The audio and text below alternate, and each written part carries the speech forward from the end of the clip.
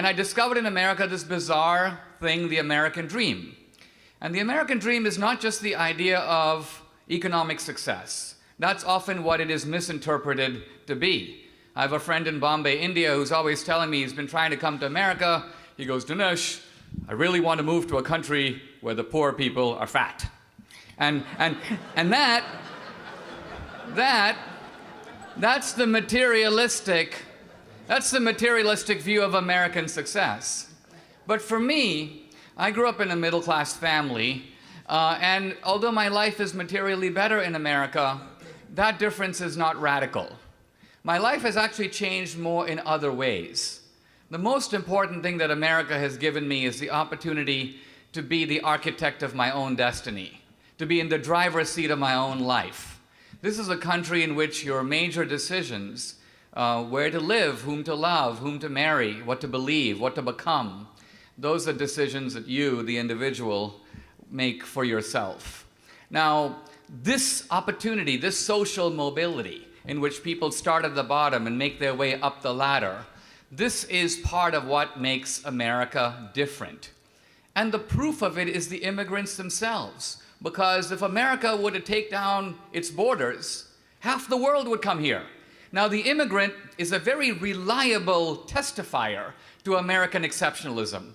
In sociology classes in this university, you might be told until the cows come home that all cultures are equal.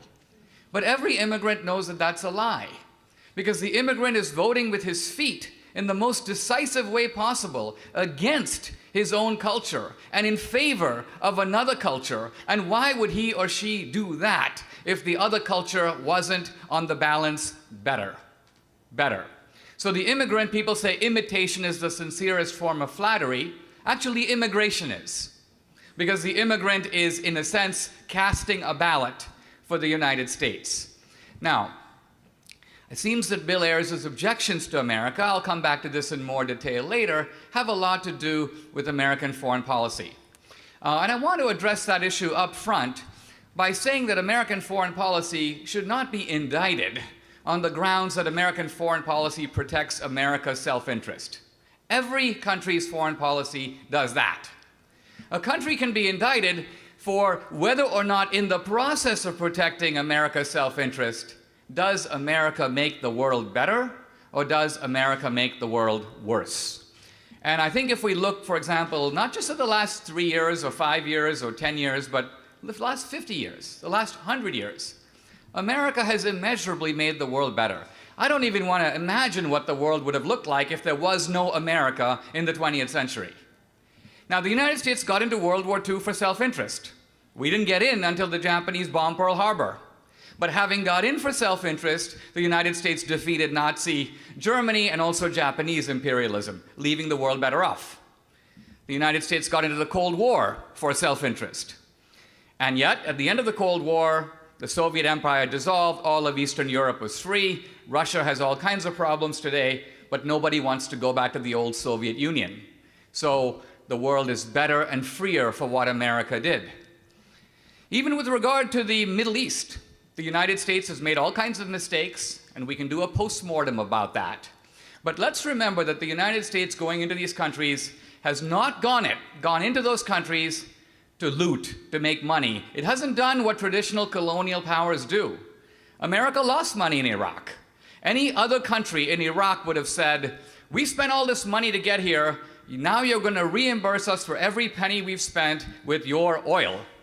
But the United States, having gone into Iraq, turns over the keys to the oil fields to the Iraqis. It's your oil, buy it, sell it, burn it, do what you want. So Jefferson called America an empire of ideals. And I think that's on the balance true. We've been the kindest, gentlest empire in world history. Let's not be utopian or foolish. Someone is going to have the kind of power that America does in the world. Either we have it or we give it to someone else.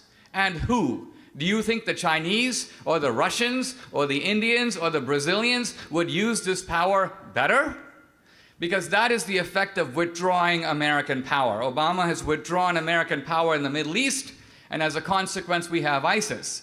taking over large areas of territory and doing what ISIS does. So what about the liberty, the freedom, the chance to shape their destiny of the people over there? Now, at the end of the day, this is a debate about democracy. Bill Ayers talks about personal liberty. But those ideas can be in conflict. People can vote democratically to deprive other people of their liberty. So ultimately, this is not just a matter of are we for democracy, are we for liberty? It's what kind of democracy? What kind of liberty? Do we want the freedom of gays to marry, but not economic freedom? Why is one type of freedom better than the other? Why do some people get to vote to take away other people's money, but not to take away other people's rights? I think as an immigrant coming to America, I've seen both sides of America. I've been in a federal confinement facility with a group of 120 hardened criminals. So no longer would I say that I live in a rarefied world of intellectual debate. I've seen the upside of America, and I've seen the downside of America. But at the end of the day, I wouldn't trade the United States for any other country. At the end of the day, my